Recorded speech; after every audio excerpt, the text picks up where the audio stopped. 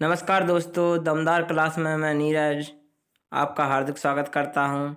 आज ईवीएस के तहत कुछ एनवायरनमेंट के तहत कुछ इम्पोर्टेंट पॉइंट आपके सामने डिस्कस करेंगे, जिसमें यहाँ पर पक्षी पशुओं के बारे में बताया गया है। ठीक है, जो बहुत ही इम्पोर्टेंट हैं सीटेट और एमपीटेट टेट के लिए। साथियों, यहाँ पर देखते हैं तो पक्षियों द्वारा बनाए जाने वाले घोंसले। ठीक है, तो विभिन्न पक्षी अलग अलग घोंसले बनाते हैं, कौन कहाँ से, तो ये क्वेश्चन कहीं कई बार पूछ लिया जाता है। ठीक है, तो यहाँ पर देखते हैं इंडियन रोबिन बर्ड, जिसे बोलते हैं कलचड़ी। क्या बोलते हैं? कलचड़ी। इसका नाम क्या है? Indian robin bird. यह पत्थरों के बीच मुलायम घोंसला बनाती है। ठीक है, ये इसका घोंसला भी दिख रहा है आपको, ये वो चिड़िया भी दिख रही है। ठीक है, मुलायम घोंसला बनाती है टहनी, जड़ें, ऊन, बाल, रुई आदि से। किस किस से? टहनी, जड़ें, रुई, बाल आदि से ये क्या है? घोंसला बनाती है। चलते हैं नेक्स्ट क्या है, इसे कलचड़ी कहते हैं। किसके बीच? पत्थरों के बीच बनाती है। सेकंड नेक्स्ट पे देखते हैं कौआ। क्या आ गया? ये कौआ के बारे में डिस्कस है यहाँ पर। ठीक है, कौआ के बारे में देखते हैं अपन। तो ये कौआ के बारे में समझते हैं। यह अपना घोंसला पेड़ की सबसे ऊंची डाल पर बनाता है। कहाँ बनाता है? पेड़ की सबसे ऊंची डाल पर बनाता है। तो पहला पॉइंट ये क्लियर किया। ठीक है, बात करें कौवे के घोंसले में लोहे के तार व टहनियाँ होती हैं। ये है पेड़ की सबसे ऊंची डाल पर बनाता है। ठीक है, बात को समझो, सबसे ऊंचे पेड़ पर नहीं, सबसे पेड़ की ऊंची डाल पर बनाता है। ठीक है, कौवे के घोंसले में लोहे के तार व टहनियाँ होती हैं। कौवे के घोंसले में कोयल अंडे देती है। कौन? कौओं के घोंसले में, कौआ के घोंसले में कौन अंडा देती है? कोयल अंडा देती है। ठीक है, ठीक है, कोयल अपना घोंसला नहीं बनाती है। तो ये क्या है? इम्पोर्टेंट कुछ पॉइंट थे। ठीक है, इनको आपको डिस्कस करना है। ठीक है, इम्पोर्टेंट ये पॉइंट है। ठीक है, इनको आपको समझना है अच्छे से। ठीक है, चलते हैं नेक्स्ट पॉइंट की ओर। ये दार्जिन चिड़िया को देखते हैं यहाँ पर। इसे बोलते हैं दार्जिन चिड़िया। ठीक है, दर्जी मतलब यह अपने नुकीले चोंच से पत्तों में छेद कर कर उन्हें सीकर घोंसला बना लेती है। ठीक है, ये दार्जिन चिड़िया ये क्या है?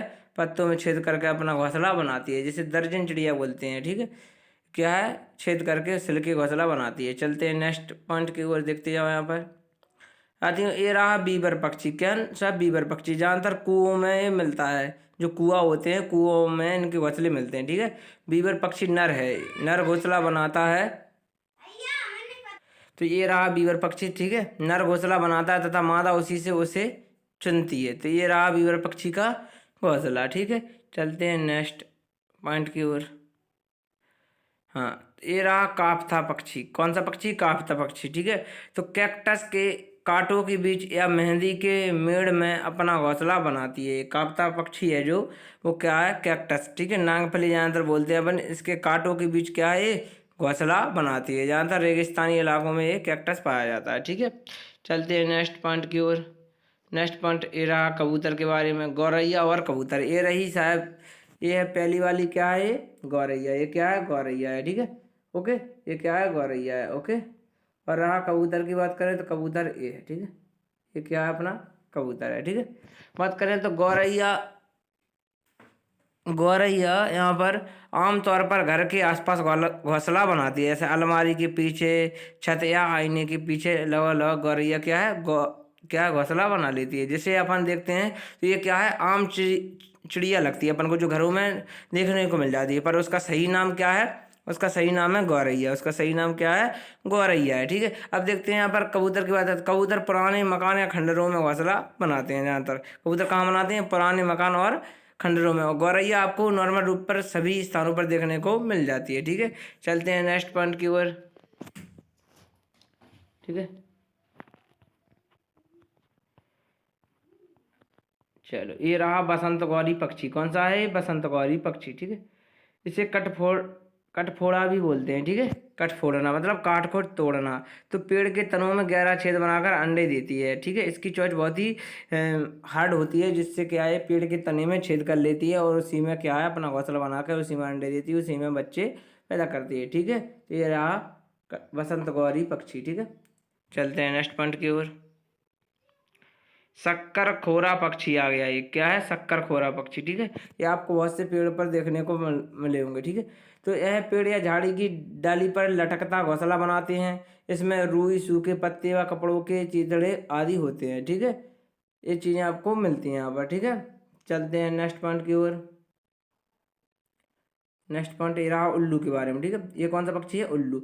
यह है एक रात्रिचर प्राणी, मतलब रात्रि में चलने वाला, ठीक है, प्राणी है, जो अपनी गर्दन पीछे तक 360 डिग्री घुमा सकता है। मतलब इसमें इतनी कैपेसिटी है, मतलब इस प्रकार के इसमें गुण पाए जाते हैं कि यह अपनी गर्दन को क्या करता है, 360 डिग्री घुमा सकता है। जैसे कि बात करें 360 डिग्री का फुल टोटल सर्कल बन जाता है। जैसे कि बात करें तो यह मान लो यहाँ पर है, इसकी चोंच है, ठीक है। अगर बात करें साथियों, थोड़ा ना डार्क करता हूँ, ये रहा, ठीक है, कलर चेंज करता हूँ। यहाँ पर मान लो इसकी ये चोंच है हरी हरी, ठीक। तो यहाँ से अगर ये घुमाएगा तो इस प्रकार से गर्दन पूरी घुमा के क्या कर देगा, यहीं पर वापस आ जाएगा, ठीक है। तो ये क्या है, पूरा 360 डिग्री का मतलब एक सर्कल सा ये घुमा सकता है, ठीक है, सर्कल सा घुमा सकता है, ठीक है। चलते हैं नेक्स्ट क्वेश्चन की ओर, ठीक है। मैना पक्षी, ये रही आपकी मैना पक्षी, ठीक है। मैना, ये भी आपको बहुत सी देखने को मिलेंगी, ठीक है। तो रेगिस्तान में मैना चिड़िया पाई जाती है। मैना अपनी गर्दन को झटके से पीछे कर लेती है, ये झटके देती है गर्दन में और पीछे कर लेती है, ठीक है। तो ये रेगिस्तानी इलाकों में अंदर पाई जाती है। नेक्स्ट पॉइंट की ओर चलते हैं साथियों। अब आता है बगुला पक्षी। ये बगुला सभी ने देखा होगा, जिसे क्या है, भैंस की पीठ पर भी बैठा रहता है और ज़्यादातर तालाबों के किनारे भी मिलता है, ठीक है, ठीक है। और जब खेतों में जब क्या होता है, जो जोता जाता है खेतों को, जिसे अपन शुद्ध देसी भाषा में बखन्नी बोलते हैं, तब भी बगले देखने को मिलते हैं, ठीक है। तो बगला भैंस पर बैठकर उसके कीटों को खाता है। बगला भैंस पर बैठकर उसके क्या है, कीटों को खाता है। साथियों थोड़ा रुकना है, एक मिनट, हाँ, कीटों को खाता है बगला, भैंस पर बैठकर उसके कीटों को खाता है, ठीक है। अब साथियों बात करें तो भैंस को कीड़ों से छुटकारा मिलता है और बगले को भोजन भी मिलता है, ठीक है। और इनका क्या है, सहजीवी का संबंध है, ठीक है। तो ये बहुत बार क्वेश्चन आया। चलते हैं नेक्स्ट पॉइंट की ओर। महत्वपूर्ण बिंदु हैं कुछ, अब कुछ महत्वपूर्ण स्मरणीय बिंदु हैं, देखते हैं क्या है पॉइंट। महत्वपूर्ण बिंदु क्या है, सबसे पहले देखते हैं यहाँ पर। चलो ये रहे महत्वपूर्ण बिंदु, ठीक है। पक्षियों के पंख उड़ने, सर्दी गर्मी से बचने हेतु रूपांतरित होते हैं, बिल्कुल सही बात है। दूसरा पॉइंट है पक्षियों की चोंच। पक्षियों की चोंच में दांत नहीं होते। क्या नहीं होते? पक्षियों की चोंच में दांत नहीं होते, ठीक है। ये पॉइंट हो गया। तीसरा पॉइंट की बात करें अपन साथियों, ठीक है। तो तीसरा पॉइंट क्या रहा अपना? तीसरा पॉइंट ये रहा कि अपना, ठीक है। तीसरा पॉइंट ये रहा, पक्षियों में मूत्राशय नहीं होता, यह प्रवास पर जाते हैं, यह समतापी प्राणी होते हैं। कैसे? समतापी प्राणी होते हैं। पक्षियों के यहाँ पर बात करें, पक्षियों के हृदय में 4 कोष्ठ होते हैं। कितने होते हैं? 4 कोष्ठ होते हैं। गौरैया फाख्ता शक्करखोरा जोड़े में रहते हैं। कौन कौन? गौरैया फाख्ता शक्करखोरा जोड़े में रहते हैं, ये अपना घोंसला स्वयं बनाते हैं। एमू, कीवी, पैगवेन, रिया एवं शतुरमुर्ग ना उड़ने वाले पक्षी, ये उड़ नहीं सकते, ठीक है। पक्षी केवल अंडे देने के लिए घोंसला बनाते हैं अप्रैल महीने में। कब बनाते हैं? बहुत ही इंपॉर्टेंट पॉइंट है ये, सीटेट के आप भी उसे यहाँ पर, पक्षी है केवल अंडे देने के लिए घोंसला बनाते हैं, और कब बनाते हैं? अप्रैल महीने में ये घोंसला बनाते हैं। तो बहुत ही इंपॉर्टेंट पॉइंट है यहाँ पर, ठीक है। इसको रेज करता हूँ। अब चलते हैं नेक्स्ट क्वेश्चन की ओर, ठीक है। ये स्मरणीय बिंदु हैं कुछ और भी देखते हैं। क्या है? पक्षियों की हड्डियां खोखली होती हैं, उनमें हवा भरी हुई होती है। दूसरा पॉइंट, पक्षी एक ही समय में 2 आंखों से अलग अलग चीजें नजर डाल सकते हैं, ठीक है, चीजों पर नजर डाल सकते हैं। तीसरा बात, पक्षी देखने हेतु अपनी गर्दन को ज्यादा घुमाते हैं, क्योंकि उनकी आंखों की पुतली घूम नहीं सकती। यही पॉइंट कई बार आया हुआ, ये क्वेश्चन भी कई बार सीटेट में आया हुआ कि पक्षी पीछे की ओर क्यों नहीं देख सकते, या अपनी गर्दन क्यों बार बार घुमाते हैं, तो क्योंकि उनकी आंखों की पुतली घूम नहीं सकती।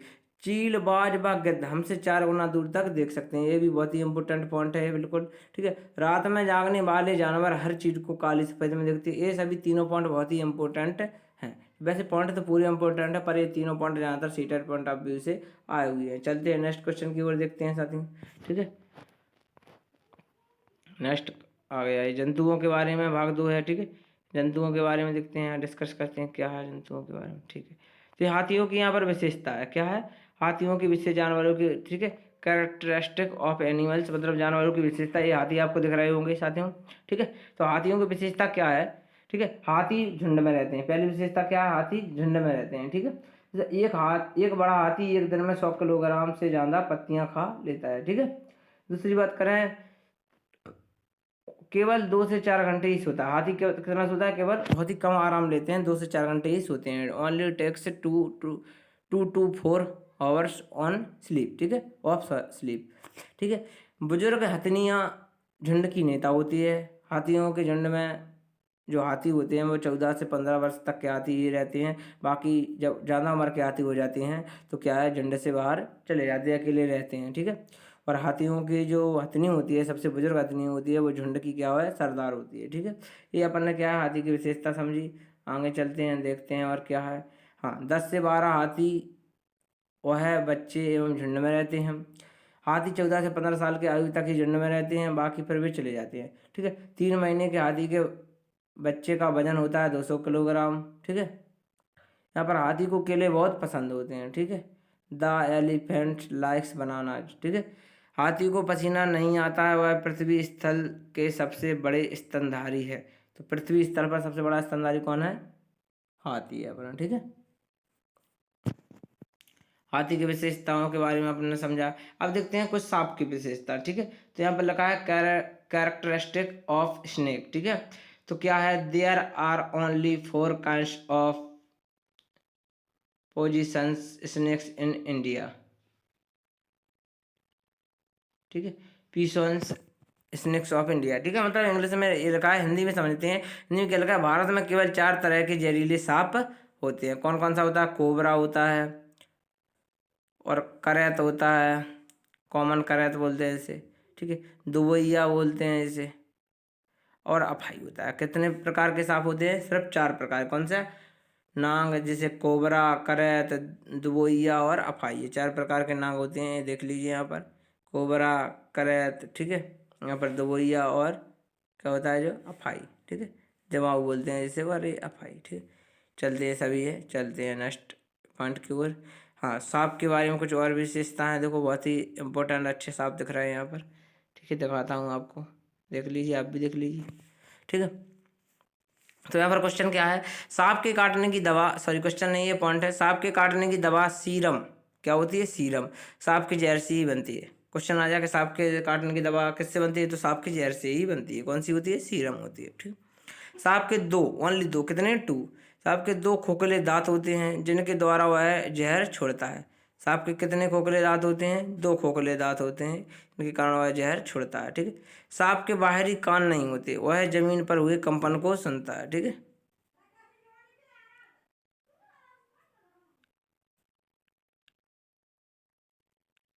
ठीक है। अब चलते हैं, सांप के दांत नुकीले होते हैं परंतु वह भोजन को चबाकर नहीं अपितु निगलता है। सांप के दांत जरूर नुकीले होते हैं पर वह भोजन को चबाता नहीं, सिर्फ क्या करता है, सीधा निगलता है। ठीक है। और सांप के काटने की दवाई भी सीरम होती है, जो सांप की जहर से ही बनती है। ये सांप की रही विशेषता। चलते हैं नेक्स्ट, देखते हैं आप। ठीक है। अब गिलहरी की विशेषता देखो यहाँ पर। गिलहरी के दांत हमेशा बढ़ते रहते हैं। ठीक है। गिलहरी के दांत हमेशा क्या होता है? बढ़ते रहते हैं, लेकिन घिसने तथा कुतरने से छोटे हो जाते हैं। ठीक है, ये रही गिलहरी। चलते हैं नेक्स्ट पॉइंट की ओर।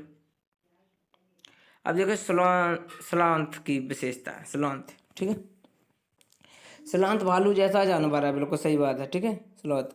ठीक है, यह 18 घंटे सोता है और यह 40 वर्ष तक जीता है। कैसा? सलांत भालू जैसा जानवर है, यह 18 घंटे सोता है, यह 40 वर्ष तक जीता है। ठीक है। यह अपने पूरी जिंदगी में केवल 4 से 6 पेड़ों की पत्तियां खा पाता है। ठीक है। और क्या, उल्टा पेड़ पर, ये सलांत देख लीजिए यहाँ पर, ये उल्टा टंगा रहता है ज़्यादातर पेड़ पर। ठीक है। हाँ, उल्टा टंगा रहता है। अब बाघ की विशेषता देख लीजिए, बाघ रहा आपके सामने, ये रहा बाघ। बाघ की विशेषता क्या है? बाघ अपने शिकार का सही पता हवा द्वारा मूंछों के कंपन से माप लेता है। बाघ क्या करता है, अपने शिकार का पता क्या है, हवा के द्वारा जो मूंछों में कंपन होता है उससे क्या है, माप लेता है, नाप लेता है। ठीक है। इससे अंधेरे में रास्ता ढूंढने में उन्हें मदद मिलती है। जो हवा से जो मूंछें कंपन होती हैं, मूंछों को जो पता पड़ता है, उससे क्या करते हैं वे, अंधेरे में रास्ता ढूंढने में मदद मिलती है। ठीक है। बाघ मूत्र की गंध से दूसरे बाघ को पहचान लेता है। ठीक है। ये अपना एरिया किससे पहचानते हैं? मूत्र की गंध से। कि इस गंध से ये समझ लेते हैं कि ये एरिया हमारा है, या दूसरा बाघ भी इधर आया हुआ है। ठीक है, तो देखते हैं और विशेषताएं अलग अलग बाघ की और भी विशेषता है क्या है। ठीक है, बाघ का गुर्राना 3 किलोमीटर दूर तक सुना जा सकता है। ठीक है, कितना? 3 किलोमीटर दूर तक। ठीक है, बाघ अंधेरे में हमसे 6 गुना बेहतर देख सकता है। कितना देख सकता है? अंधेरे में हमसे 6 गुना बेहतर देख सकता है। उसकी जो गुर्राहट की आवाज़ है वो 3 किलोमीटर दूर तक सुनी जा सकती है। ठीक है, अब देखते हैं रेशम कीट की विशेषता। देख लो, ये रेशम का कीट है, नकली है यहाँ पर।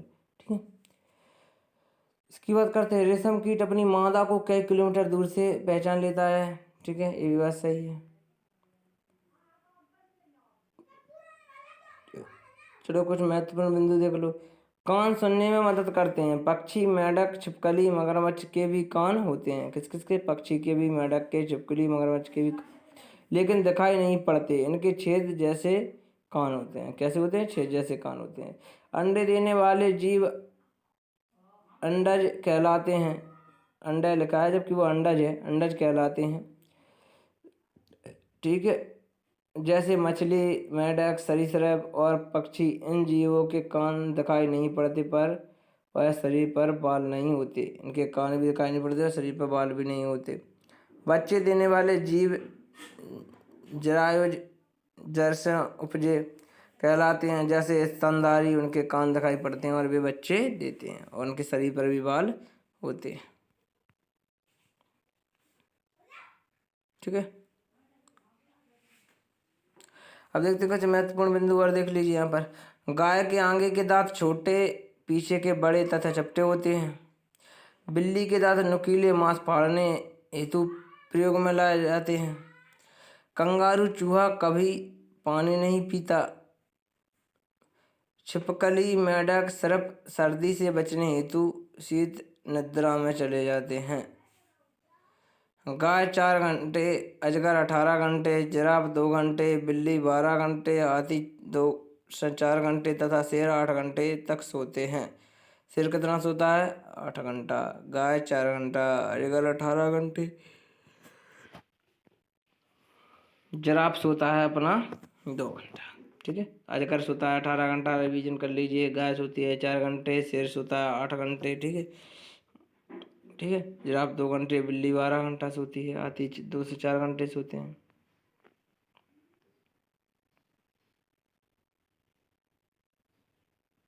ठीक है, अभी कुछ पॉइंट और भी हैं, देखिए। सांपों को नचाने वाले को कालबेलिया कहते हैं। ठीक है, सांपों को नचाने वाले को क्या बोलते हैं? कालबेलिया कहते हैं। ठीक है, जैसे अपन यहाँ पर शुद्ध भाषा में बोलते हैं नाथ आ गए, नाथ। ठीक है, तो इसे नाथ भी बोलते हैं। कालबेलिया लोग सांप के डंक के निशान से जान जाते हैं कि किस सांप ने काटा। ये लोग इतने जानकार होते हैं कि अगर सांप ने किसी को काट खाया तो ये डंक के निशान के आधार पर ये बता देते हैं कि किस सांप ने उसको काटा है। ठीक है, कालबेलिया लोग बेटी को शादी में सांप को तोहफे के रूप में देते हैं। जो कालबेलिया लोग हैं, जो जनजाति के, वो क्या करते हैं? बेटी की शादी में सांप को तोहफे में देते हैं। चलते हैं नेक्स्ट पॉइंट की ओर। ठीक है, यहाँ पर स्कूल जाने के संसाधन देख लो। School going resources. ठीक है, क्या क्या है देखते हैं। तो हमारे यहाँ बारिश बहुत होती है। कहाँ? असम में ज़्यादातर। कभी कभी तो चारों तरफ घुटनों तक पानी भर जाता है, फिर भी हम स्कूल जाने से नहीं रुकते।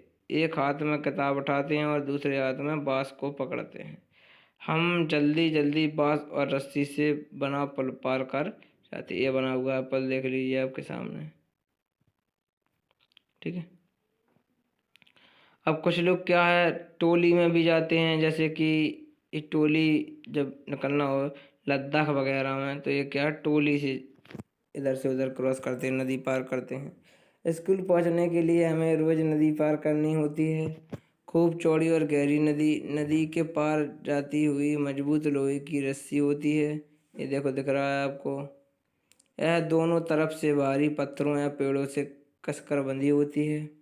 ठीक है, ट्रॉली लकड़ी से बना झूला पुली की मदद से इस रस्सी पर सरकती है। हम 4-5 बच्चे एक साथ ट्रॉली में बैठ जाते हैं और पहुंच जाते हैं नदी के उस पार। ये लद्दाख का सीन था और वो रहा था असम का सीन। चलते हैं नेक्स्ट पॉइंट की ओर। और देख लीजिए यहाँ पर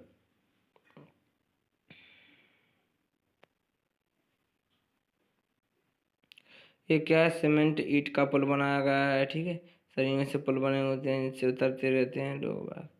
ठीक है, ये बल्लम देख लीजिए यहाँ पर केरल की है। ठीक है, ये बनी ये नाव है, इसको बोलते हैं हल्की सी को बल्लम। ठीक है, केरल के कुछ भागों में बच्चे पानी को पार करने के लिए बल्लम लकड़ी की बनी छोटी नाव, जिसे क्या बोलते हैं, बल्लम बोलते हैं केरल में। ठीक है, मैं बैठकर स्कूल जाते हैं ये रहा। ठीक है, बल्लम, यहाँ पर भी बल्लम है। चलिए आगे, ये रहा ऊँट गाड़ी, ये राजस्थान में प्रयोग होती है। ठीक है, तो हम रेगिस्तान में रहते हैं, हमारे यहाँ दूर दूर तक रेत की ही रेत नज़र आती है। दिन में तो रेत खूब तपती है, हम ऊँट गाड़ी में बैठकर स्कूल जाते हैं। ठीक है, तपती है तो कहाँ जाते हैं, ऊँट गाड़ी में। ठीक, और ऊँट को रेगिस्तान का जहाज भी बोलते हैं, क्योंकि इसके जो पैर होते हैं वो गद्देदार होते हैं ताकि रेत में धंसे नहीं। ठीक है, चलते हैं और भी इम्पोर्टेंट बात करते हैं।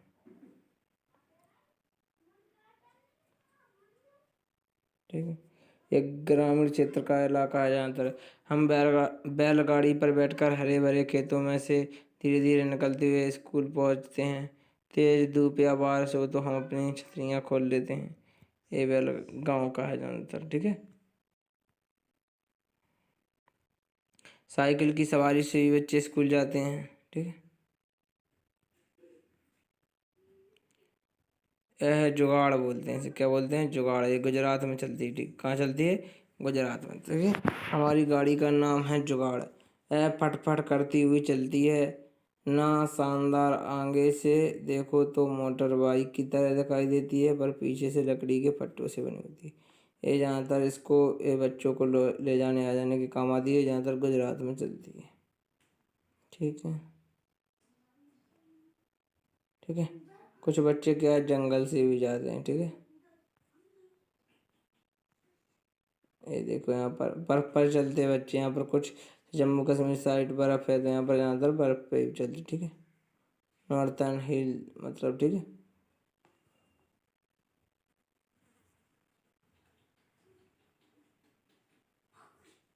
ठीक है, ये ऊबड़ खाबड़ उत्तराखंड के रास्ते हैं, ऊबड़ खाबड़ पथरीले इलाके। ठीक है, हम पहाड़ी इलाकों में रहते हैं, यहाँ दूर दूर तक ऊबड़ खाबड़ पथरीले रास्ते हैं। मैदानों या शहर में रहने वाले बच्चों को भले ही मुश्किल लगे, हम तो भागते हुए पहाड़ी रास्ते पार कर जाते हैं, क्योंकि यहाँ का ऐसा क्या है, एनवायरनमेंट बन चुका है, ऐसी हैबिट बन चुकी है बच्चों में कि वो कठिन से कठिन रास्ता भी अच्छे से क्रॉस कर लेते हैं। ठीक है, ठीक है, तो आज के लिए साथियों इतना ही। नेक्स्ट वीडियो में फिर नेक्स्ट टॉपिक पर बात करेंगे। तब तक के लिए जय हिंद। अगर वीडियो पसंद आया आपको तो लाइक शेयर और चैनल को सब्सक्राइब करें। दमदार क्लास नामक चैनल को सब्सक्राइब करें। ठीक है, थैंक यू।